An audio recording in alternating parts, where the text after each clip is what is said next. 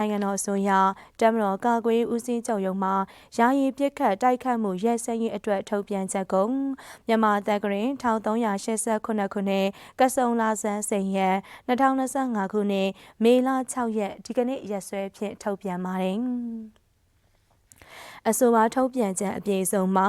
အပိုက်1မတ်လ28ရက်နေ့မှာဖြစ်ပေါ်ခဲ့တဲ့အင်အားပြင်းမန္တလေးငလင်ကြီးလှုပ်ခတ်မှုကြောင့်ထိခိုက်ပျက်စီးမှုများဖြစ်ပေါ်ခဲ့တဲ့ငလင်တန်းသည့်ဒေသများမှာကုညီကယ်ဆယ်ရေးနှင့်ပြန်လည်ထူထောင်ရေးလုပ်ငန်းများကိုအရှိန်အဟုန်ဖြင့်ဆောင်ရွက်နိုင်စေရန်ရည်ရွယ်ပြီးတပ်မတော်အနေနဲ့2025ခုနှစ်ဧပြီလ2ရက်မှ30ရက်အထိကာလကိုယာယီပစ်ခတ်တိုက်ခတ်မှုရပ်စဲရေးကာလအဖြစ်ထုတ်ပြန်ခဲ့ပြီးဖြစ်ပါတယ်။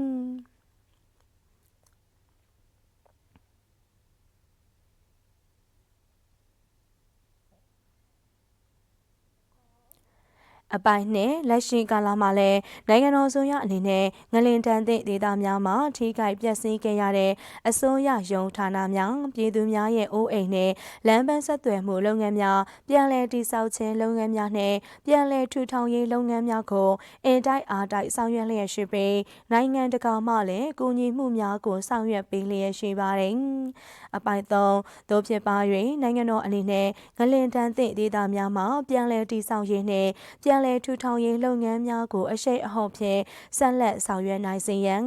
နိုင်ငံတော်နှင့်နိုင်ငံသားအားလုံးရဲ့အကျိုးစီးပွားကိုပိုမိုလျင်မြန်စွာဖော်ဆောင်နိုင်ရန်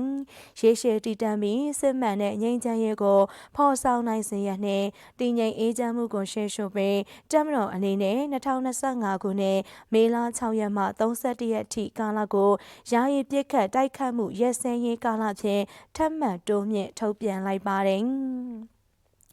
အပိုင်လေးယာယီပစ်ခတ်တိုက်ခတ်မှုထုတ်ပြန်ကြေညာထားတဲ့ကာလအတွင်းတိုင်းရင်းသားလက်နက်ကိုင်အဖွဲ့များနှင့်အခြားလက်နက်ကိုင်အဖွဲ့များအနေနဲ့အများပြည်သူသွာလာအသုံးပြုလျက်ရှိတဲ့စက်တွယ်ရေးလမ်းကြောင်းများအားနှောက်ယှက်တိုက်ခိုက်ခြင်းနှင့်ထိခိုက်ပျက်စီးစေခြင်းပြည်သူလူထုရဲ့အသက်အိုးအိမ်စည်းစိမ်ကိုထိခိုက်ပျက်စီးစေခြင်းလုံခြုံရေးနှင့်တရားဥပဒေစိုးမိုးရေးတာဝန်ထမ်းဆောင်လျက်ရှိတဲ့လုံခြုံရေးတပ်ဖွဲ့ဝင်များရဲ့တပ်စခန်းများအားတိုက်ခိုက်ခြင်းတပ်ဌာနချုပ်များနှင့်နှောက်ယှက်တိုက်ခိုက်ခြင်းများငြိမ်းချမ်းရေးကိုထိခိုက်ပျက်စီးစေတဲ့အင်အားစုဆောင်းခြင်းပြင်ဆင်စုဖွဲ့ခြင်းနယ်မြေချဲ့ထွင်ခြင်းများကိုမပြုလုပ်ရနှင့်အဲဒီလိုဆောင်ရွက်လာပါကတပ်မတော်အနေနဲ့ပြည်သူလူထုကိုကာကွယ်သောအဖြစ်လိုအပ်သည့်အရေးယူတုံ့ပြန်မှုများကိုဆောင်ရွက်သွားမည်ဖြစ်ပါကြောင်းအသိပေးထုတ်ပြန်အပ်ပါသည်တပ်မတော်ကာကွယ်ရေးဦးစီးချုပ်ရုံးဟုဖော်ပြပါရှိပါရရှင်။